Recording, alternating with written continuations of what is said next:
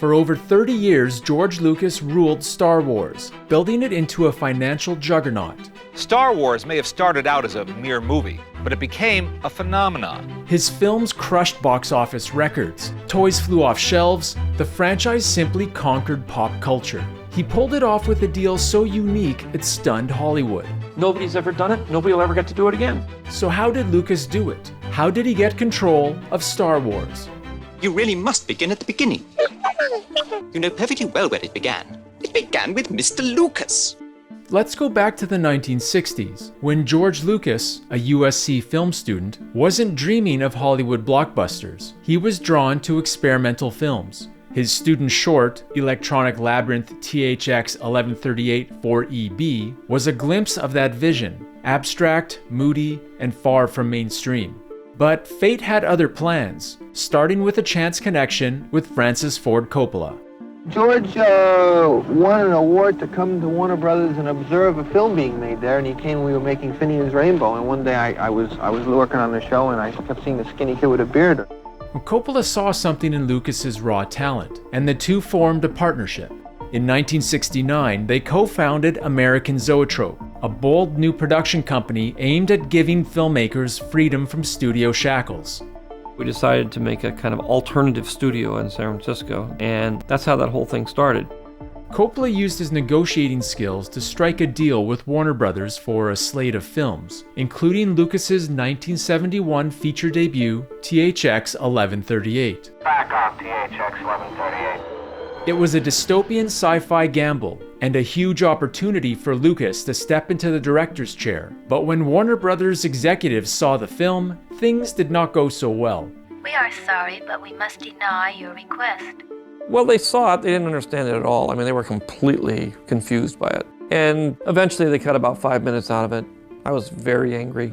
It's not that they cut a few minutes out of the picture, but that they didn't get it. They rejected every project we had, and they basically just abandoned us. The fallout hit hard. American Zoetrope, overstretched and underfunded, went bankrupt, leaving Lucas and Coppola scrambling. We were all forced to go out and get real jobs. Well, Francis was anyway, because I couldn't get a real job. So he went off to do The Godfather, and he said, I dare you to go out and make something completely different, something like a comedy. Do a comedy. No more robots, no more of this cool artistic BS.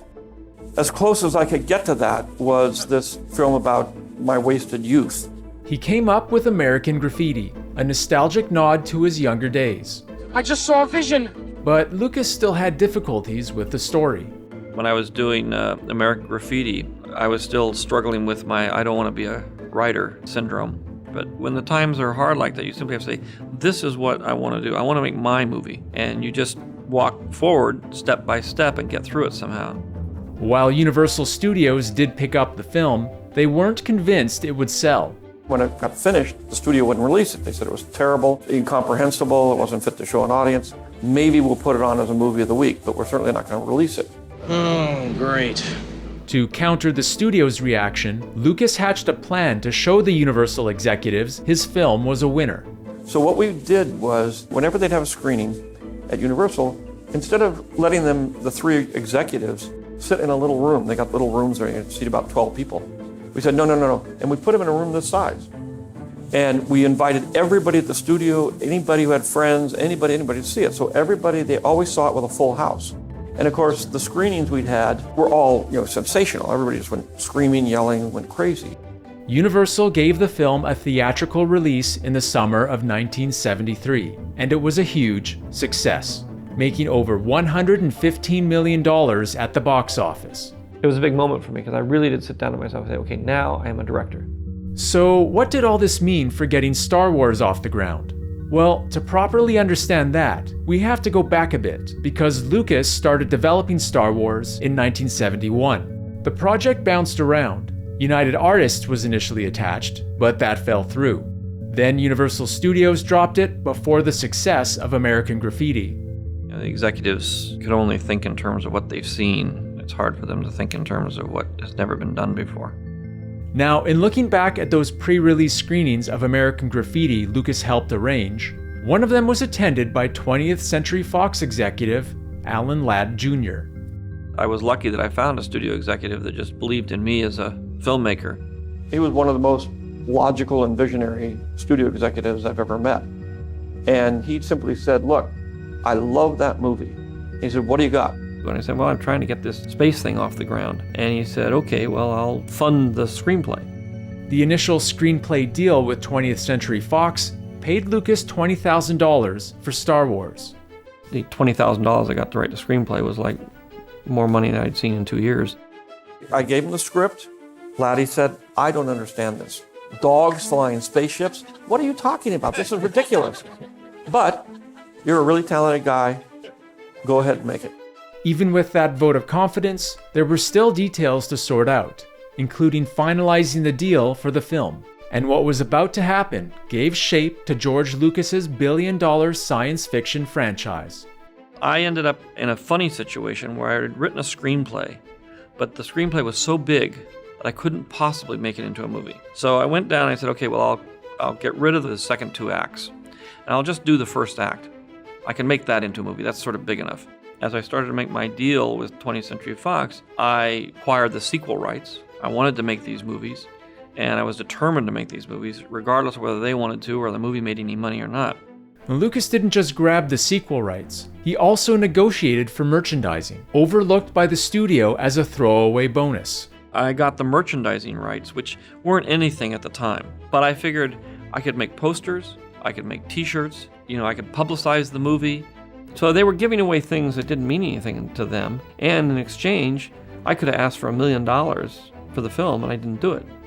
So they thought they were getting a good deal. I thought I was getting a chance to make sure that I had a better shot at getting my second film made.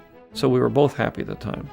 With the contract settled, Lucas turned his attentions to making the film. But this kicked off a new set of challenges. Here's where the fun begins. It was a fairly low-budget film.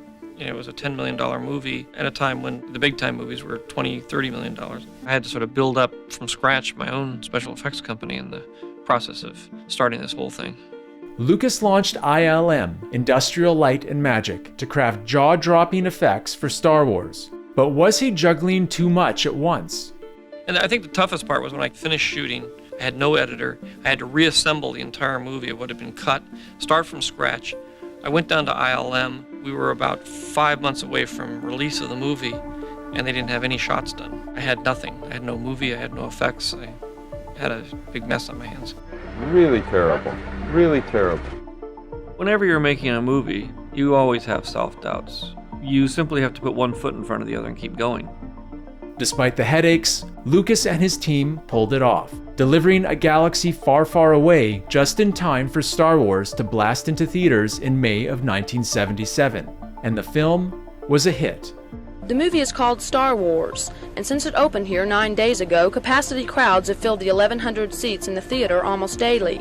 Star Wars became the new box office champion by providing pure 100% escapist entertainment. It only opened in America at the end of May, but already it's the biggest box office hit in cinema history, having grossed the best part of $200 million in the United States alone.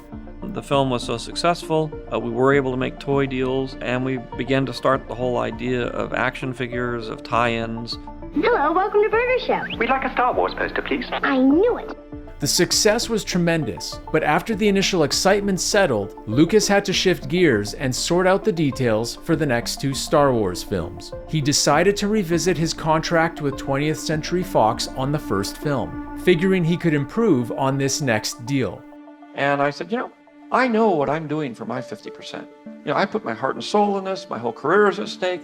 I've got to actually go out and make the movie. What are you doing for your 50%? I said, well, I provide the money. I said, you don't provide the money. I said, you go to a bank with a letter of credit, and they supply the money. To keep studio meddling to a minimum, Lucas realized he should bankroll his next Star Wars film himself. I just said, I will now take over and start financing my own pictures, because then they cannot touch me. So then I came back for Empire Strikes Back. Instead of them giving their boilerplate contract, I gave them the boilerplate contract. And he looked at it and he said, well, wait a minute. You're getting 100% of the profits. I said, yeah, I'm financing it. Remember that 50% that you had? Well, I'm doing that now. So you don't get that 50%, and I get my own 50%. So now I got 100%. I'll give you a little distribution agreement on the side here. Lucas achieved what seemed impossible, working with a Hollywood studio and maintaining total ownership and creative control of the Star Wars franchise. I have a chance now to become really independent from the system, the studio system. I don't have to go to them for the money. I don't have to go to them for permission. I don't have to do anything. I'm going to set myself up now using the profits from Star Wars to build a company completely independent up here in San Francisco.